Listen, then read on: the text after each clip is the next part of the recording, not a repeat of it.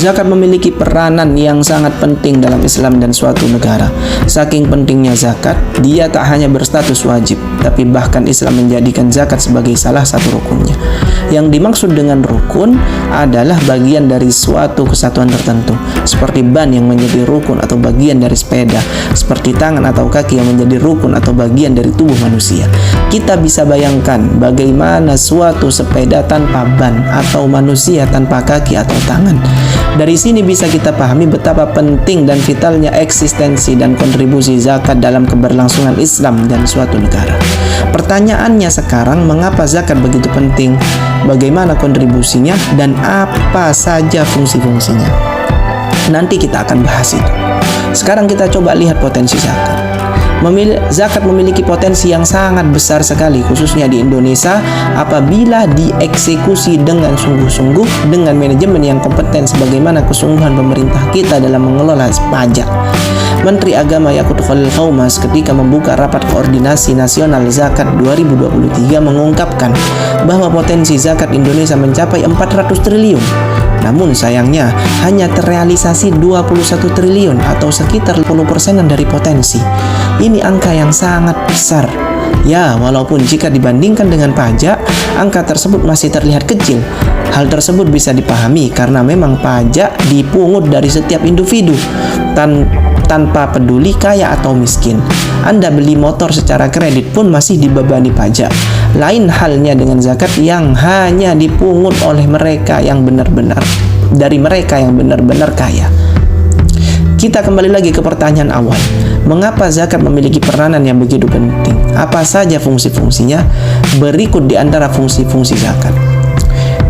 Zakat dapat meminimalisir kemiskinan. Cara kerja zakat adalah dengan menghimpun sebagian harta baik dari individu ataupun institusi, kemudian mendistribusikan sebagiannya kepada fakir miskin. Sistem kerja seperti inilah yang akan sangat membantu meminimalisir kemiskinan, khususnya di Indonesia, yang mana kemiskinannya dari data 5 tahun terakhir rata-rata berada di angka 10% dari total keseluruhan penduduk.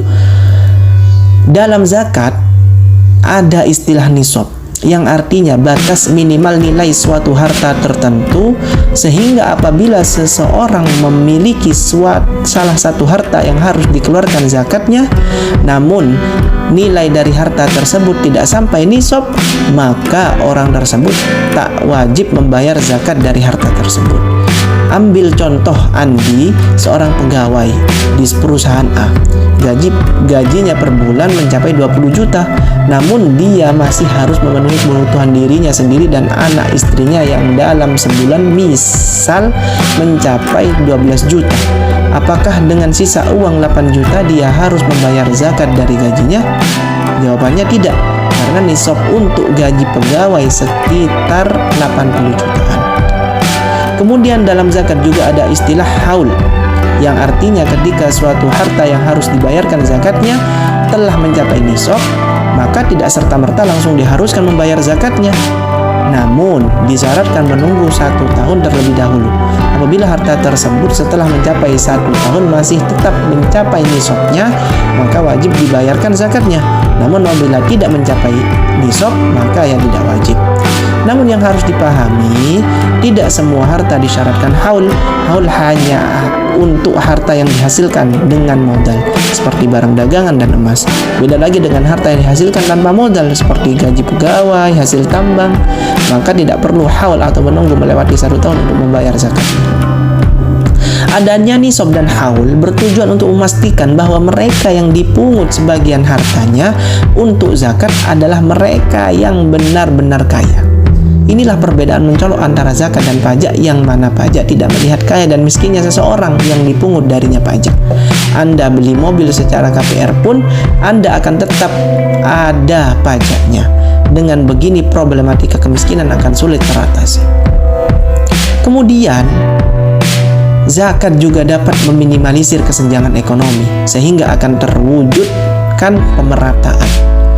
Menurut World Inequality Report 2022, dalam 2 dekade terakhir, kesenjangan ekonomi di Indonesia tidak mengalami perubahan signifikan.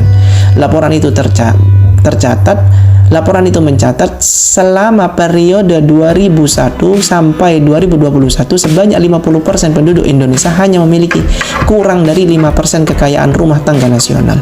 Sedangkan 10% penduduk lainnya memiliki sekitar 60% kekayaan rumah tangga nasional sepanjang periode sama. Sistem zakat dapat menjadi salah satu solusi vital dalam meminimalisir kesenjangan dan ketimpangan ekonomi yang cukup signifikan ini. Cara kerja zakat yang memungut sebagian harta orang kaya dan mendistribusikan sebagiannya sebagiannya kepada mereka yang fakir miskin, perlahan tapi pasti akan sangat efektif dalam meminimalisir kesenjangan, sehingga akan terwujud pemerataan ekonomi dalam suatu negara. Hal ini yang tidak akan kita temukan di dalam sistem pajak.